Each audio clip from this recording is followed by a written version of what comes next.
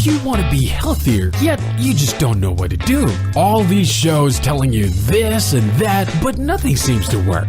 Well, listen close. Golden State Media Concepts has got something great for you.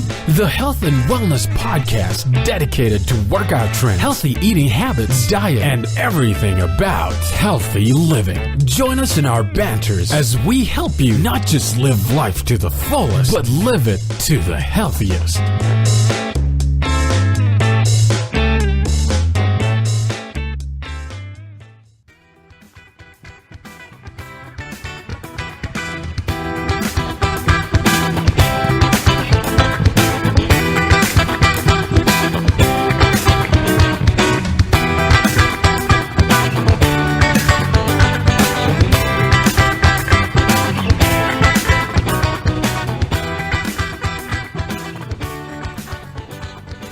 Hello and welcome to the GSMC Health and Wellness Podcast, brought to you by the GSMC Podcast Network. I am your host, Heidi, and I am, of course, joined by the wonderful Sarah. Hello. Sarah, did you ever, when you were like a kid, have nightmares often? I don't know about often, but I definitely had nightmares. Still do sometimes. Yeah, I still do too, but I seem to remember being a kid and it being, at least maybe it's because I was younger, so they just affected me more. Mm-hmm. But I feel like they happened more often. Oh, interesting. Which is, I don't know. I mean, probably also just scarier when you're a kid, you know? You don't really know what's going on. Yeah. I think now, I mean, I do have nightmares, but I think now I have more anxiety dreams. Like, you know, as you get older, maybe they turn into anxiety dreams more than nightmares. You just forget to pay your bills. Right. Yeah, or I'm naked somewhere. Oh, yeah. I feel like I used to get nightmares a lot, and I still get them, but I don't get them as much. But they're still terrifying when they come. Right. And so when I was going through my news feed, I saw an article about nightmare disorder, which I had never heard of. Oh, I didn't know it was a disorder. I didn't think so either. And I was like, well, I have nightmares occasionally. Does that mean I have nightmare disorder? Well, the answer to that is no. Okay, that's good. And also, I feel like I've heard of other sleep-related things, you know, like trying to catch up on your sleep or ways to help you fall asleep or stay asleep or, you know, other dream-related things. Mm-hmm. But I had never heard about nightmare disorder, which sounds terrifying, so I'm kind of surprised I haven't heard of it. So I feel like the news just wants to scare me. Oh. But then I just started reading about it, and it's really interesting. And it is a real disorder. Okay. And I bring up children having nightmares because it is more common for kids to have nightmares. And while adults still do have nightmares, not nearly as frequently. And if you have them pretty frequently and often, you could potentially have nightmare disorder. Huh. So I was interested to read about this. I guess reading about it, it's like, you know, scientific, so it's not very scary. But then when I really sit back and think about having nightmare disorder, I just get terrified. Oh, okay. Now I'm scared to ask. I mean, I want to know, but I'm scared to ask. Well, I don't feel like I could sleep if I just had nightmares all the time. Mm-hmm. So anyway, I want to talk to you all about nightmare disorder. I want to start by saying what a nightmare is. I'm pretty sure we've all had nightmares before. But in case you want to know the definition... I do. Oh, good. Well, I'm glad you're here. A nightmare is a disturbing dream associated with negative feelings such as anxiety or any sort of fear that can often awaken you. And nightmares are common in children, but they happen at any age. And generally, occasional nightmares are very normal. It's nothing to really worry about. And with children, too, just occasional nightmares, it's not strange. Apparently, nightmares may begin in children between 3 and 6 years old and tend to decrease after the age of 10. During the teen and young adult years, girls appear to have nightmares more often than boys do. Rude. Yeah, I didn't know that. They should take some. I don't want them. Yeah. Here, take some of my nightmares. Yeah. And some people have them as adults or throughout their lives. I also didn't know that children starting at age 3 have nightmares. You know, I didn't know that until, my siblings started having children, friends started having children, and they would talk about their kids having nightmares. And I thought, wow, I didn't realize it happened that young. And at 3, it's amazing. I wonder, you know, how they even really verbalize, except that they're obviously terrified when they wake up.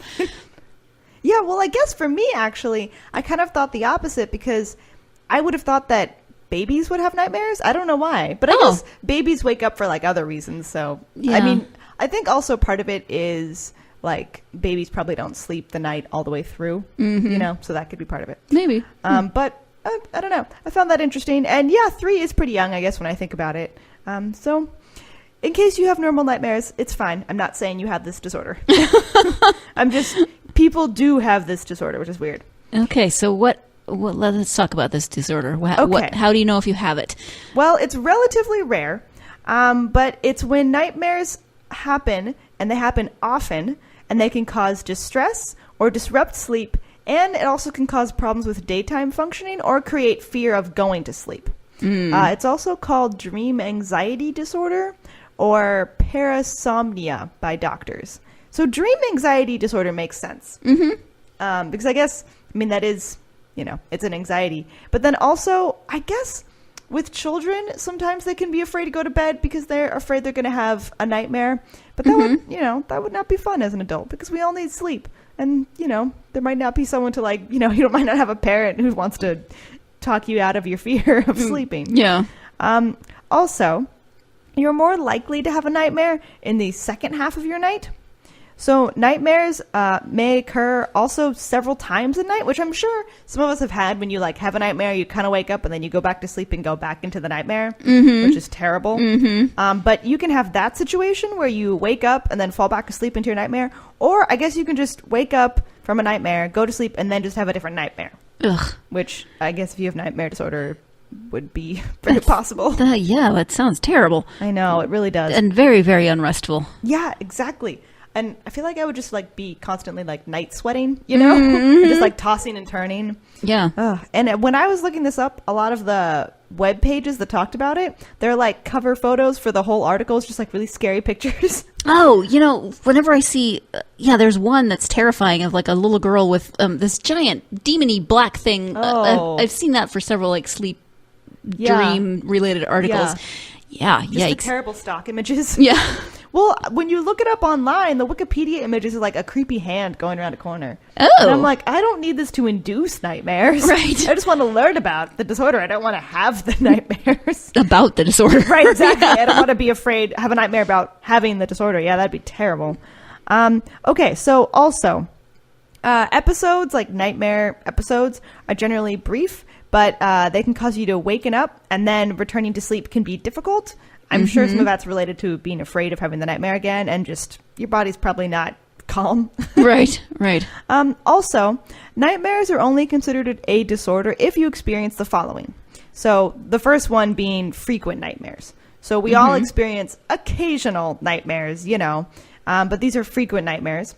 Major distress or impairment during the day, such as anxiety or persistent fear, or bedtime anxiety about having another nightmare. Oh. Which, oh gosh. I also wonder if the distress during the day is related to anxiety of going to sleep at night and having a nightmare, or if it's just I don't know, just other anxiety. Or if it's just, somehow residual, or if it's compounded by lack of sleep, or, it could be, I don't know, a lot of different things, I would think. I could see that. Yeah, the lack of sleep. Also, I'm sure there's another thing related to lack of sleep. Problems with concentration or memory, or you can't stop thinking about images from your dreams. Ugh. Oh, gosh, Yeah. That sounds really terrible. Also, daytime sleepiness, fatigue, or low energy. Sure. Yeah, I get that all the time, and I don't have nightmare disorder. Problems functioning at work or school or in social situations. And also behavior problems related to bedtime or fear of the dark. And I'm sure that's probably more with children, but Sure. I would probably be a little cranky if I had to think about going to bed and then having another nightmare. Yeah. I also wonder if that means you just have more often the same nightmare. How some people have reoccurring nightmares? Yeah. I wonder if that's a thing. But oh gosh, the constant nightmare that you're just out in public without pants or something. Right. That'd be terrible. But yeah, when I think about, that's disturbing. But when I think about nightmares, I think more of just horrifying things, like being chased and you can't run, or those types of things. Yeah, that's true. I guess when I think about the really scary ones, I do think about stuff like that, not just I embarrassed myself in front of a class or something. Right. Also, adults who have nightmares on a regular basis, they are a minority in the American population, so that's good. So I guess I'm saying this, you probably don't have nightmare disorder, but you could. And probably, I don't know anyone who has it, but it's possible. Also, about half of the people who do have it are thought to suffer from psychiatric disorders that could cause the nightmares. So it's often related to other disorders that you might already have, which I guess makes sense. You know, like you're probably already experiencing other mental anxiety, and then it's just coming out in your sleep, which is awful because then, you know, you're already dealing with other situations like during the day and other problems, and then it just comes out at night in your sleep when you're just trying to relax and recuperate. I mean, usually your dreams kind of help you process things. This doesn't seem helpful at all. No, I feel like that's not giving your brain the rest that you need. Exactly. Especially if you're dealing with other situations going on in your life. Yeah. But yeah, I could definitely see those disorders increasing your existing anxiety and then that sort of flowing into your sleep. We're going to take a quick break and then we'll be right back and keep talking about nightmare disorder. Still on the search of that one true love? On the limbo in this crazy world of dating, marriage, relationships? Well, listen to the Golden State Media Concepts Relationship Podcast, your one-stop podcast for everything about relationships.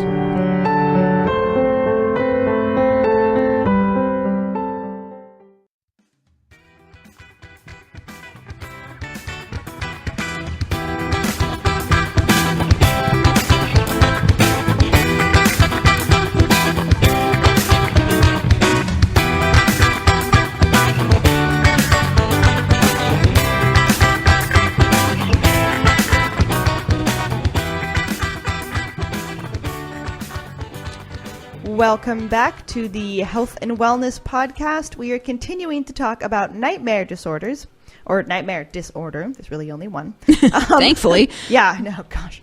That would be terrible if there are just like multiple versions of nightmare disorder. Like one of them is one type of nightmare and the other one is a different type of nightmare. You have clown nightmare disorder and you have, I mean, there might be, but I don't know. I guess you could have reoccurring clown nightmares if you had nightmare disorder. Yeah. Which, that's terrifying. Okay. So before the break, I talked about how often people who suffer from nightmare disorder suffer from other psychiatric disorders as well, and that could cause some of the nightmares. Also, nightmares, they could be triggered by psychiatric disorders, also by major psychological traumas, often for those who have experienced like post-traumatic stress disorder or who have a different mental disorder. The nightmares are often attributed to stress. And again, as you can imagine, you have other disorders. I'm sure that's just a stressful way to live. And that really can tumble into a nightmare disorder and to nightmares and disrupting your sleep and disrupting your rest or what you would hope would be restful. Right. So I could imagine also if you have anxiety about a disorder, you might have a nightmare related to that disorder potentially. I would imagine so, yes. Yeah. Also, nightmares that occur on an irregular and occasional basis are usually attributed to like life stressors, and often anxiety, you know. So that kind of comes into play when you have nightmare disorder. It's the same type of thing. It's just that it happens more often. Also, this was interesting. Researchers think that artistic or creative people are at greater risk for nightmares. And so are people who are generally sensitive, since these people in these categories are considered to have well-developed imaginations and are very sensitive to environmental and social factors. Yikes. Getting punished for having a good imagination. I know. That is also connected to schizophrenia, I believe. Like having a more artistic brain is connected to that. Which interesting. I guess kind of is also just more creative, so your brain just, I don't know, it's easier to create more terrifying things in your mind. Yikes. Also, nightmares are more common when family members have a history of nightmares or other sleep parasomnia, such as talking during sleep, which I guess if you have a family member who might have something like this, or I could imagine if you might have something else related to sleep, you have a greater chance of having nightmare disorder.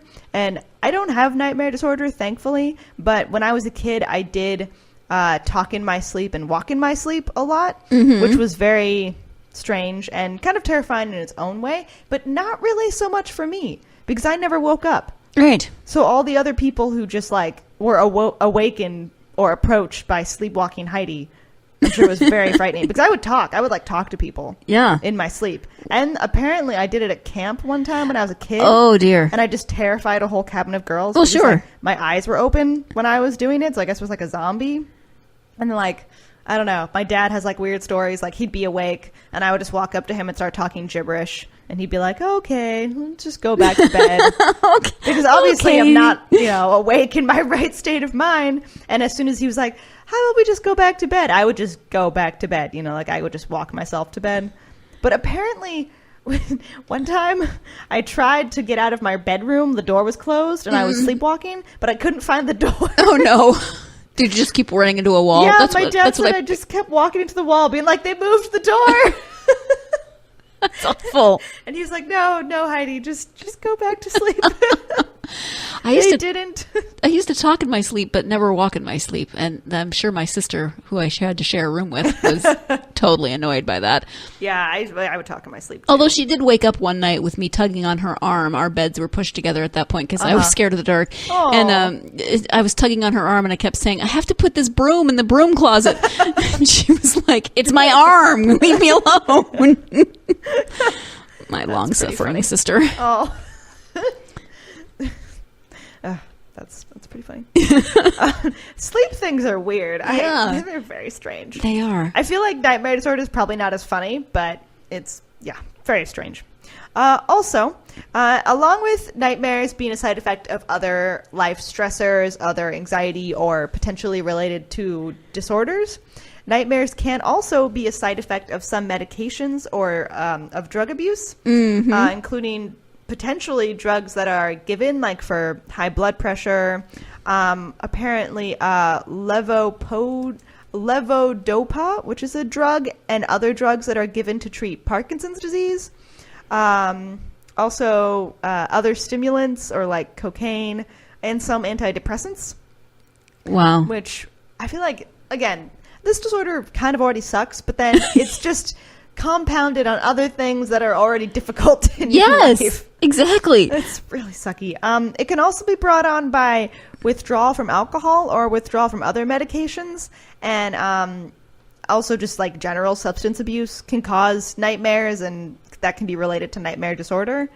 So I'm sure just when your body's just going through a lot anyway, you're just having this type of situation go on and just make it worse. Wow. Which I feel like if you're having nightmare disorder, you would want to take drugs or something to help with the disorder, which then could be making your disorder worse. Yeah, I know. The side effects sometimes are crazy. You always hear all the things they list for side effects, and I'm like, Oh, yeah, like really quickly at the end. Right, and sometimes I think, wait, okay, what's the balance here? Do I want the disease or do I want the side effects? Yeah, exactly. Yeah. I mean, I guess in some situations, maybe if your family has a history of sleep-related things, maybe the side effects might not be worth it. Yeah. Okay, also, I want to say what nightmare disorder can cause. I've mentioned it before, but just to make it clear, nightmare disorder can cause excessive daytime sleepiness, which can lead to difficulties at school or work, problems with everyday tasks, also such as like driving and concentrating, which is not good. There can also be problems with mood, such as depression or anxiety, potentially brought on by dreams that then can continue to bother you. So I feel like you can have nightmare disorder, which can make you kind of depressed or anxious because you're thinking about the nightmares, and then that probably contributes to the nightmares. That's just a lovely catch-22, it sounds like. The whole disorder really does sound like a nightmare. Also, you might have resistance to going to bed or to sleep, or just like fear that you'll have another bad dream. Again, I can't imagine.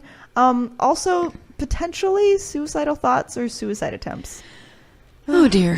It's really sad. Yeah, well, yeah. I mean, if you can't sleep and you're scared to go to sleep and then you're sleep deprived and, Yep. I mean, just so many things. Yeah. This also reminds me of the movie, what is it? The Christian Bale film, like The Machinist? Oh, I don't think I've seen that. Oh, that's a good one. He can't sleep in the movie, related to anxiety. I mean, sleep whatnot. deprivation has some massive consequences. Yeah, you really see that in the movie. Could have some real bad consequences, which is funny because then he went on to do Batman and be the Knight and all of that. He's Nice. scared of the dark. Anyway, I'm going to move on from that one. I want to mention a new study that is related to nightmare disorder. So there was a study. It's at NeuroImage, which is, I guess, a clinic that does research. And at this clinic, researchers found that people with nightmare disorder have an increased response to sensations in their bodies during REM sleep, or REM sleep, which is the phase of sleep where we dream the most. Mm-hmm. And that can lead to them being susceptible to bad dreams, which is interesting. I also wonder, I guess that doesn't make you more susceptible to good dreams? Just bad dreams? That stinks. Yeah, I know. So the psychiatrist and neuroscientist at the University of Geneva, Lampros Paragam... Oh, no. I thought I had it, but then it was too long. Paragamvros. Yep, okay. Just say it with confidence. Paragramvros. It's so long. Okay. This psychiatrist and neuroscientist at the University of Geneva, him and his colleagues, they measured brain activity in people with nightmare disorder and those without while they were both asleep and while they were awake. Okay. They were looking for something called heartbeat evoked potential, or HEP, which represents the response of the brain to our heartbeat, which I didn't really know that people studied that or could measure that, but obviously they're specialists and they did. And they wanted to see how this related to nightmare disorder. So what Lampros and his team did, they said that after looking into this, it reflects the brain and body interaction, or how much we're feeling our bodies. That's like how they phrased it, which is kind of weird. But when a person is in a state of high emotional arousal or stress, the HEP increases. And again, HEP is heartbeat evoked potential. So it kind of just sounds like as you're becoming more stressed, potentially, also, of course, your body and your heartbeat is reacting as well. It had been previously hypothesized that nightmares would be paired with intense emotional arousal and an increased amount of sensory awareness. So they decided to measure HEP while people were sleeping to see if that was indeed the case. Okay. So what they found that people with nightmare disorder did in fact have an increased HEP, and it was measured mostly in the frontal areas of the brain, and those areas of the brain are often associated with emotional processing. So I feel like it kind of all makes sense, the connection between like body, emotion, and then the nightmares. They only saw an increased HEP during REM sleep, not during non-REM sleep or when the people were awake. So I feel like that also proves that this does basically happen in REM sleep. The nightmares do. They saw increased HEP even when they excluded patients who had a nightmare during the actual study. And this leads them to believe that it isn't the nightmares that cause an increased HEP, but an increased HEP that leads to someone being more prone to nightmares. Huh. Which is interesting. I don't know, I guess I just wouldn't have thought about that the increased HEP happens when people are having nightmares or like not, but they just have the nightmare disorder. So I don't know. Right. I mean, it makes sense if you'd have increased HEP because of nightmares. Obviously, your heart's pounding, all the physical reactions you have. I find it intriguing that they determined that it was actually the opposite, that the HEP was more likely to be causing the nightmares. Yeah. That's really fascinating. Weird. I guess it's like your body is causing your brain to kind of go to that place. Yeah, maybe. Which is very strange. Maybe that's how your brain is trying to process the extra, stress, adrenaline, whatever. I don't know. It could be. Also, Lampros and his team, they said these findings corroborate the notion that nightmares are essentially dreams occurring during REM sleep and suggest that increased emotional arousal during REM sleep, as measured by HEP, is a psychological condition responsible for frequent nightmares. So, I don't know. Interesting conclusion. And that was one of the studies where I found it online, and it had a very scary picture to talk about. But I think that's really interesting. And I agree. I guess I would have thought that it would have been sort of like the opposite of how it actually is. So, curious. Yeah. We're going to take another break, and then we'll be right back and finish up talking about nightmare disorders. Tired of searching the vast jungle of podcasts? Now listen close and hear this out. There's a podcast network that covers just about everything that you've been searching. Hey! The Golden State Media Concepts Podcast Network is here. Nothing less than a podcast bliss with endless hours of podcast coverage. From news, sports, music, fashion, cooking, entertainment, fantasy, football, and so much more. So stop lurking around and go straight out to the Golden State Media Concepts Podcast Network.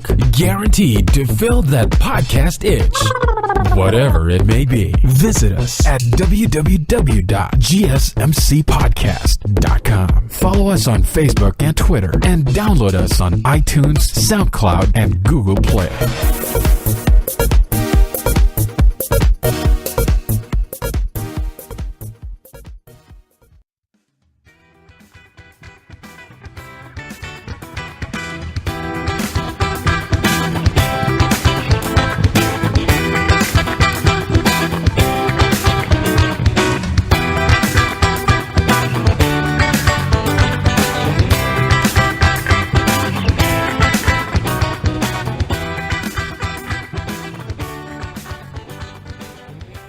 Welcome back to the Health and Wellness Podcast. We are continuing to talk about the nightmare that is a nightmare disorder. I see what you did there. Yeah, thank you. I tried. Set myself up for that one. We have talked about an interesting study related to this disorder, and now I want to talk about treatment. So nightmares that are associated with a psychiatric disorder are managed typically by treating the underlying disorder. Okay. So for patients without psychiatric disorders, psychological counseling, essentially, if you have the nightmare disorder and that is related to an existing psychiatric disorder, you want to address the psychiatric disorder because that could be kind of what's causing, probably giving material for the nightmares. Right. But also there can be counseling to deal with the nightmares even if you don't have a psychiatric disorder. Children might not require treatment for nightmares unless the dreams are causing significant distress, as nightmares generally resolve as children mature. But if you're an adult that has nightmare disorder, and kids and adults can get it, it's not just only adults, but kids can have it as well. So if you are someone who has this disorder and you don't have other psychiatric conditions, therapy can of course still help. That can help talk about some of the reoccurring themes in the nightmares, because it could be that your body or your brain and mentality is dealing with these nightmarish themes, and addressing those and dealing with those issues could help reduce the nightmares, the anxiety of the nightmares, and I guess the topic of the nightmares might be dealt with. Also, because stress is thought to be the most common cause of nightmares, stress reduction techniques may prove to be effective complementary treatments, so along with therapy. Typical relaxation techniques such as yoga, meditation, or just exercise may be helpful. So I feel like a general mindfulness, I guess, and an ability to be less stressed. That makes sense, why it would help if you're having trouble with these certain topics that are coming into your nightmares and things like that, to address them, and then also to help relax your body, which I'm sure helps when you have a nightmare disorder and you can't really fall asleep, to help so that, you're able to fall asleep. Yeah. Also, psychotherapy, aka talk therapy, can be an effective way to identify major stressors in a person's life, and to explore ways in which these stressors could be reduced or eliminated. Also, talk therapy is kind of just general therapy, what we all think about. You go to a psychiatrist or a therapist or whatever, and they talk to you about the issue at hand. It's like a general umbrella term for a lot of other treatments and therapies. Right. For a general prognosis, nightmare disorder can be a lifelong disorder. A general improvement in symptoms often takes place as the patient gets older and whatnot, and as they go to treatment. And treatment for any underlying psychological disorders can be very successful.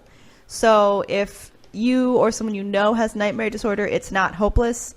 Therapy can really help deal with some of the issues that might be coming up in the nightmares, or potentially deal with other issues that might be bringing on the nightmare disorder, other disorders and other major stressors like PTSD, things like that. Quick question. Did any of the things that you read indicate how much of the population might have nightmare disorder? I actually didn't see a number. I think it might get a little convoluted because some of it could be, it might be diagnosed as like PTSD or things like that. But I didn't. I saw, that it was rare, but I didn't see a statistic. That would be interesting. I do wonder how many people do. Yeah. I also wonder how they consider that if they would just calculate adults, since it sounds like it's more likely for children to grow out of it. Right. But children can have it as well. I think it's like children can have nightmare disorder and then grow out of it. But they might have it. Not just that they're having occasional nightmares, but it might be consistent. So, I don't know. If you are experiencing this disorder, please go seek help and go talk to somebody. If you know someone who might have it, suggest maybe some talk therapy, something that's not too, it's not a super aggressive form of treatment, but something that can be very helpful. Yeah. And so that brings us to the end of the show. Thank you all so much for listening, and please tune in to the next Health and Wellness podcast. You've been listening to the Golden State Media Concepts Health and Wellness Podcast, part of the Golden State Media Concepts Podcast Network. You can find this show and others like it at www.gsmcpodcast.com. Download our podcast on iTunes, Stitcher, SoundCloud, and Google Play. Just type in GSMC to find all the shows from the Golden State Media Concepts Podcast Network, from movies to music, from sports to entertainment, and even weird news. You can also follow us on Twitter and on Facebook. Thank you, and we hope you have enjoyed today's program.